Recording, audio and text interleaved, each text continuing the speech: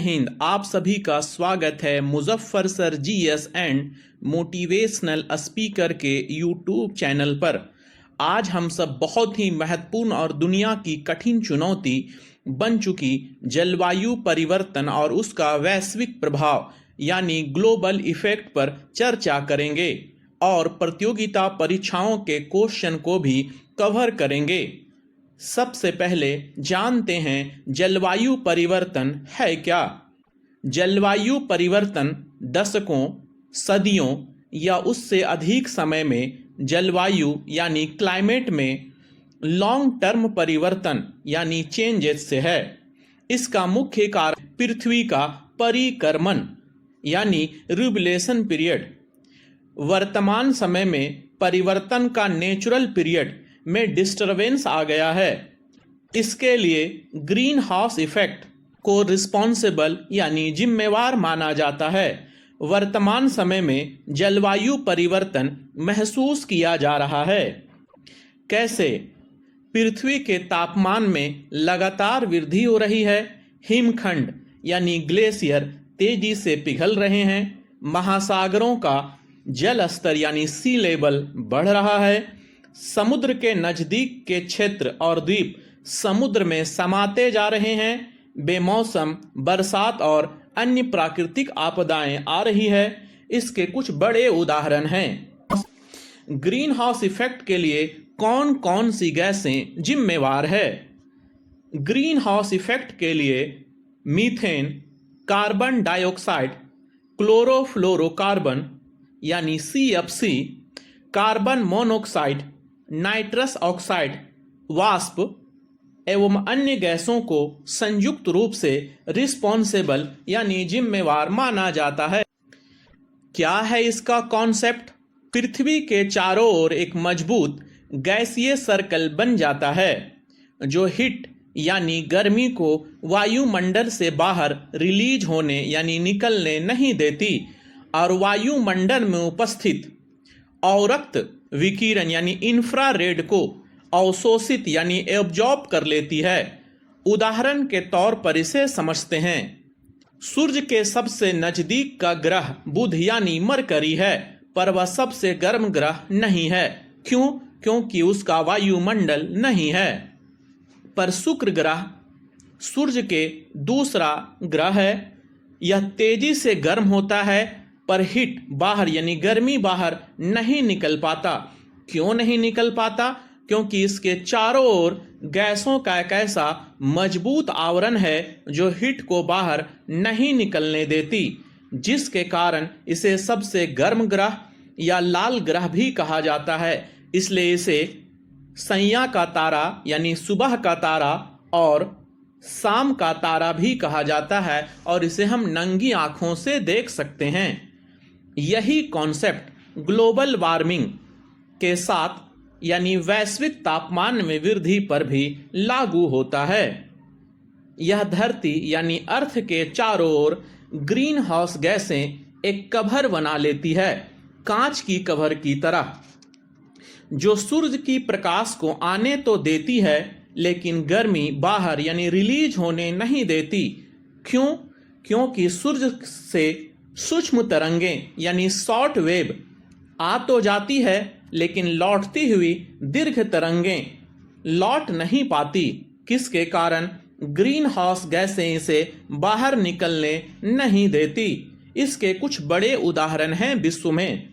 Canada में Iceland बहुत तेजी से पिघल रहे हैं। सऊदी अरब के रेगिस्तानी क्षेत्रों के आसपास बाढ़ का आ जाना ऐसे विश्व के बड़े बड़े उदाहरण हैं जो ग्लोबल वार्मिंग के कारण महसूस किए गए। आखिर क्या है कारण इसका? वाहनों और उद्योगों से निकलने वाला धुआं, उद्योग और रासायनिक इकाइयों से निकलने वाला कचरा यानी वेस्टेज से निकलने वाली रासायनिक और खतरनाक गैसें। मनुष्य अपने लाइफ स्टाइल में बहुत सारे इंस्ट्रूमेंट यानी सामान का यूज करता है जिससे अनेक गैसें निकलती है। भारत से भी समझते हैं। उदाहरण के तौर पर ग्लोबल वार्मिंग का इफेक्ट। राजस्थान के चूरू का तापमान 50 डिग्री सेल्सियस से भी अधिक चला जाता है, जबकि जम्मू कश्मीर के द्रास का तापमान -60 डिग्री चला जाता है। यानी तापमान में 110 डिग्री का अंतर पाया जाता है, जो ग्लोबल वार्मिंग के प्रसार को यानी प्रभाव को दिखाता है। भारत में पहले गांवों में गर्मी कम पड़ती थी, लेकिन अब ग्रीन हाउस इफेक्ट के कारण गांवों में भी गर्मी महसूस की जाने लगी। इसे कैसे नियंत्रित किया जाए? क्या सॉल्यूशन है इसका? वाहनों और उद्योगों से निकलने वाले धुएं में पर्यावरण मानकों के अनुसार इसको बहुत सख्ती के साथ लागू किया जाए। उद्योग और रासायनिक इकाइयों से निकलने वाला कचरा को रिसाइकल किया जाए और फिर से उसे उपयोगी बनाया जाए। पेड़ पौधों की कटाई पर सख्ती से रोक लगाई जाए। जंगलों के संरक्षण पर बल दिया जाए। बड़े पैमाने पर पेड़ पौधों को लगाया जाए। इसके कुछ बड़े इफेक्ट, बहुत बड़ी बड़ी बीमारियां जन्म ले रही है या बहुत सारी बीमारियां जन्म ले रही है। यह ग्लोबल वार्मिंग का सबसे डेंजरस इफेक्ट है। अब हम लोग जानेंगे इससे महत्वपूर्ण प्रतियोगिता परीक्षाओं से संबंधित क्वेश्चन। ग्रीन हाउस संकल्पना यानी थ्योरी किसने दी थी? जोसेफ फेरियर ने दी थी। ग्रीन हाउस प्रभाव में वृद्धि का मुख्य कारण क्या है? ग्रीन हाउस प्रभाव के वृद्धि का मुख्य कारण कार्बन डाइऑक्साइड है। प्राकृतिक रूप से ग्लोबल वार्मिंग के लिए सबसे ज्यादा प्रभाव कौन उत्पन्न करता है? जलवाष्प। कौन सी गैस जीवन के लिए लाभदायक और हानिकारक दोनों है? Carbon dioxide. पृथ्वी के औसत तापमान में कितनी वृद्धि हुई? पृथ्वी के औसत तापमान में 0.9 डिग्री सेल्सियस वृद्धि हुई। करंट आंकड़ों के अनुसार विश्व का सबसे बड़ा कार्बन उत्सर्जक देश कौन है? चीन। पृथ्वी के औसत तापमान कितना है? 15 डिग्री सेल्सियस। सी लेवल कितना बढ़ गया है? 8 इंच। विश्व का पहला देश जो कार्बन टैक्स लगाता है न्यूजीलैंड। क्वेटा प्रोटोकॉल का संबंध किससे है? जलवायु परिवर्तन से।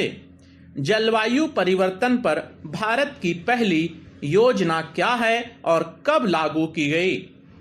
राष्ट्रीय कार्य योजना NAPCC। यह 30 जून 2008 ईस्वी को लागू की गई। हम इसका पार्ट 2 लेकर भी आएंगे, जरूर देखिएगा इस वीडियो को, पार्ट 2 को भी। इसके अतिरिक्त एकेडमिक पढ़ाई 9th, 10th और +2, 11th, 12th के आर्ट्स और साइंस स्ट्रीम में अगर आप वीडियो चाहते हैं तो प्लीज़ कमेंट बॉक्स में जाकर कमेंट करें। आप मुजफ्फर सर GS के YouTube चैनल को सुन रहे थे। हमारे इस वीडियो को ज़्यादा से ज़्यादा लाइक कीजिएगा, दोस्तों और साथियों के बीच शेयर कीजिएगा, जानने वालों के बीच भेजिएगा, सब्सक्राइब ज़रूर कीजिएगा और प्लीज़ हमारे चैनल से जुड़े रहिएगा। आप सबों का बहुत बहुत आभार और धन्यवाद। जरूर एक एक पेड़ लगाएं और ग्लोबल वार्मिंग के प्रभाव को कम करें।